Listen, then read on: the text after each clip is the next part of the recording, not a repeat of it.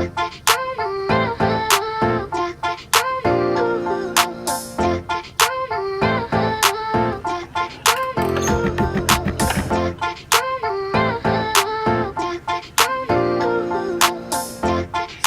warahmatullahi wabarakatuh. Selamat pagi. Ya, untuk pembelajaran hari ini kita akan belajar tentang filsafat pendidikan Islam. Sebelum pembelajaran dimulai, mari kita berdoa dengan membaca tasmiyah. Bismillahirrahmanirrahim. Oke, jadi hari ini kita berbicara tentang materi yang ada di sub CPMK ya. Jadi ada di sini mahasiswa mampu menjelaskan 3 aliran utama. Kemudian nanti indikator penilaiannya itu ada aspek kompetensi pengetahuan, ada aspek kompetensi keterampilan dan sikap. Ya. Nah, bagaimana untuk pengetahuan mampu menjelaskan tujuan materi dari 3 aliran tadi. Ya. Kedua, bisa membedakan konsep teori pendidikan. Nah, ini nanti saya membuat sebuah tugas untuk teman-teman untuk menjodohkan. Kemudian untuk keterampilan membuat peta kelompok teori.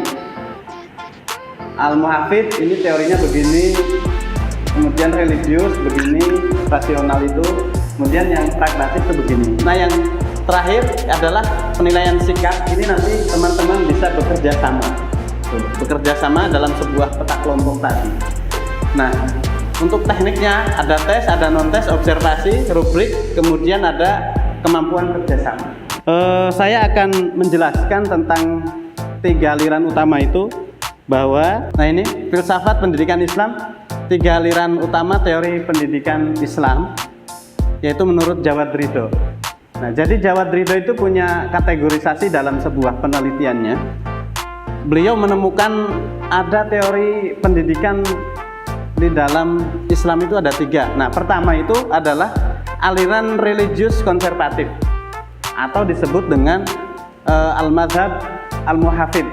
Ini dalam filsafat. Nah, al-madhab al-muhafid ini adalah tokohnya. Yang pertama adalah Imam Ghazali, Ajar-Nuji, kemudian ada Nasiruddin Atusi, ada Ibnu Jama'ah, Ibnu Sahnun, kemudian Ibnu Hajar Al-Haytami dan Al-Qabisi. Nah, di dalam aliran religius konservatif itu cirinya bagi pendidikannya, menurut religius konservatif itu cirinya adalah mereka cenderung hanya mengajarkan ilmu-ilmu yang bersifat tafakuh fiddin. Kita tahu Imam Ghazali. Nah, yang dari filsafat dia beralih ke ilmu tasawuf. Nah, jadi menurut Al-Muhafid ini adalah bahwa cirinya adalah cenderung dengan tafakuh fiddin. Nah, orang-orang pesantren terutama mereka banyak tafakuh fiddin. Jadi pondok-pondok pesantren itu kebanyakan adalah mengikuti aliran religius konservatif Al-Muhafid ini. Nah, yang kedua, ini mereka berdasarkan terhadap Al-Quran juga As-Sunnah. Itu ciri. Nah, jadi kembali kepada ajaran Al-Quran dan As-Sunnah sebagai dalilnya, kemudian juga berfokus pada satu titik yaitu tafakuh fiddin.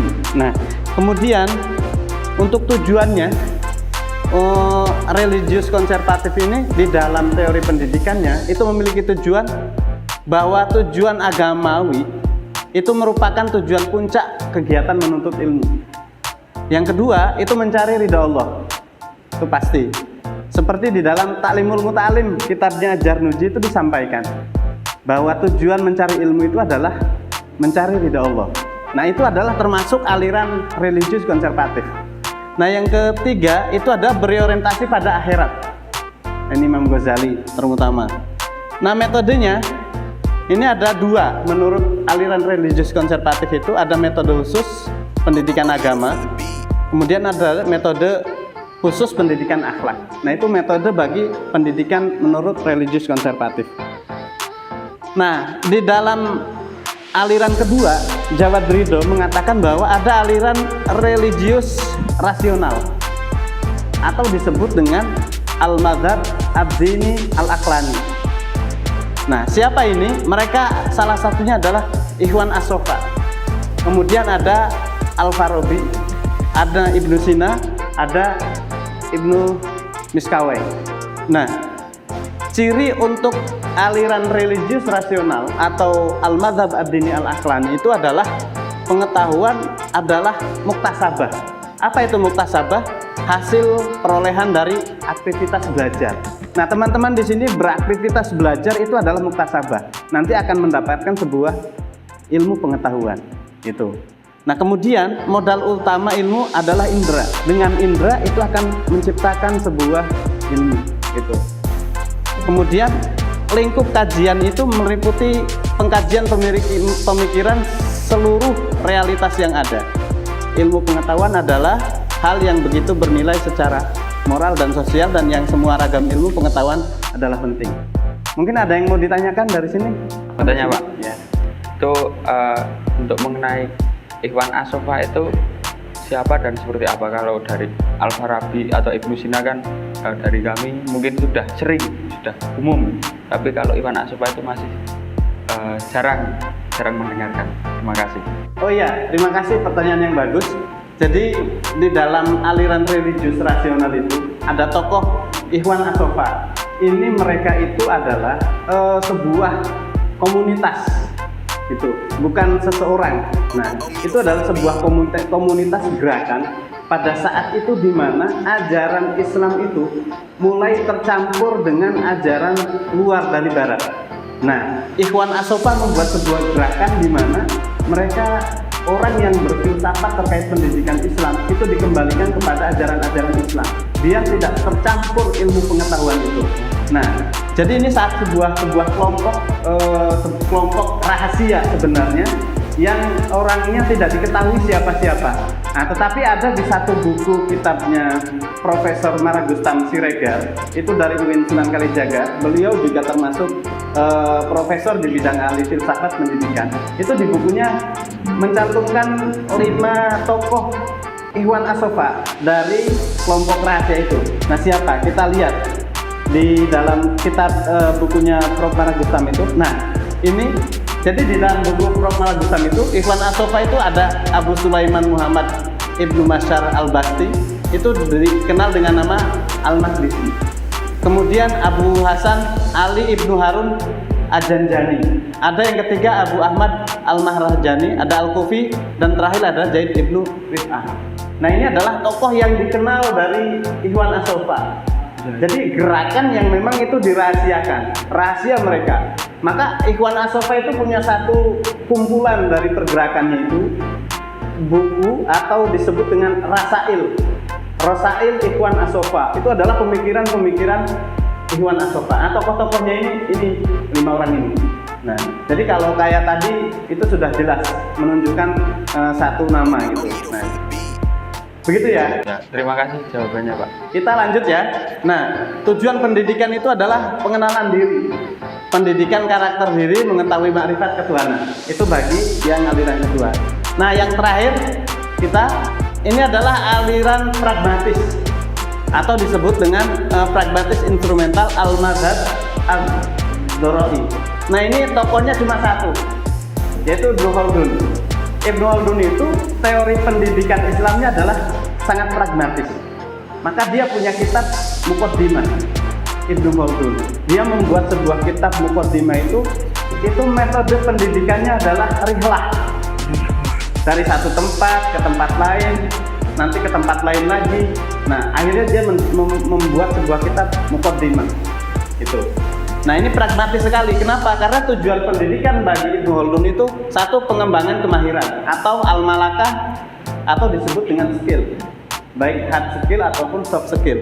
Nah, yang kedua itu penguasaan keterampilan profesional sesuai dengan tuntunan zaman, dan yang terakhir adalah pembinaan pemikiran yang baik. Nah, itu adalah dari 3 tokoh, dari 3 teori utama dalam aliran pendidikan Islam. Menurut Jawad Ridho dijadikan sebuah kategorisasi. Jadi ada Al-Muhafid, kemudian Ad-Dini Al-Aqlani, yang ketiga adalah Ad-Dhara'i. Nah, itu dengan ciri pendidikan yang berbeda-beda. Mulai dari tujuan, mulai dari metode, sampai mulai dari teorinya juga berbeda-beda. Nah, itu. Sebelum nanti mengakhiri pertemuan ini, saya punya satu tugas. teman-teman nanti tadi sudah saya terangkan terkait materi 3 teori itu. Sudah bisa dipahami ya? Sudah bisa dipahami? Ya.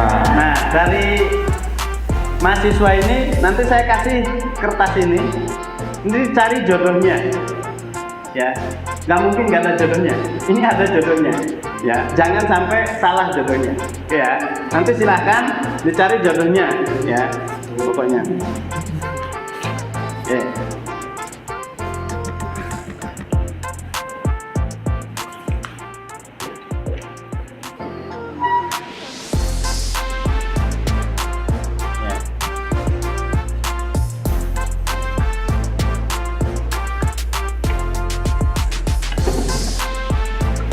Sudah dapat semua? Sudah dapat semua?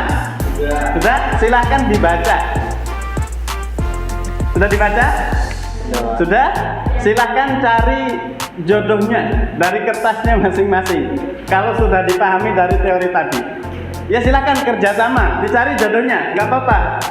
Putra sama putri juga nggak apa-apa, jodohnya dicari. Ayo dicari. Apa? Ayo silakan. Silakan dicari jodohnya. Ayo dicari jodohnya. Jangan dibaca terus, dicari jodohnya. Jodohnya mungkin ada yang di putra. Ya, silakan. Ayo. Seleksi nasional. Gak apa-apa mendekat, gak apa-apa. Ya, dicari jodohnya mendekat, gak apa-apa. Ya, silakan. Ayo dicari jodohnya mendekat. Kalau sudah ketemu, ya, oke. Sebentar, ya, oke. Dicari. Yang lain cari. Ya. Silakan.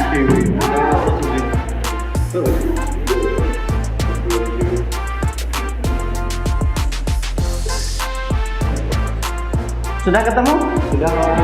Sudah? Mana itu jodohnya?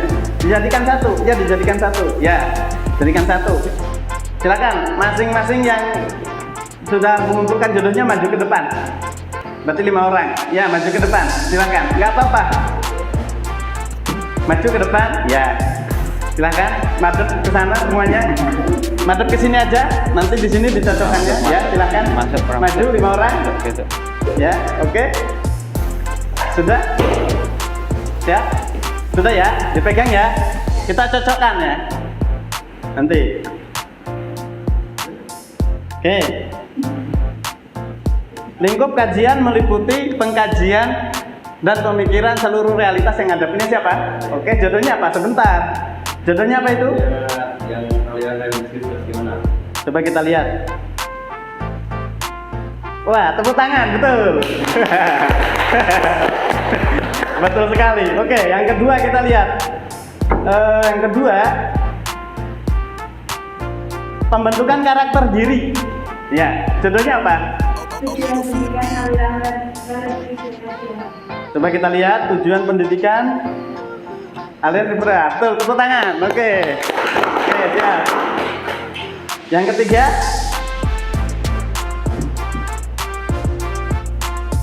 oke, Ibnu Khaldun. Ya, apa? Tokoh aliran dramatik instrumental.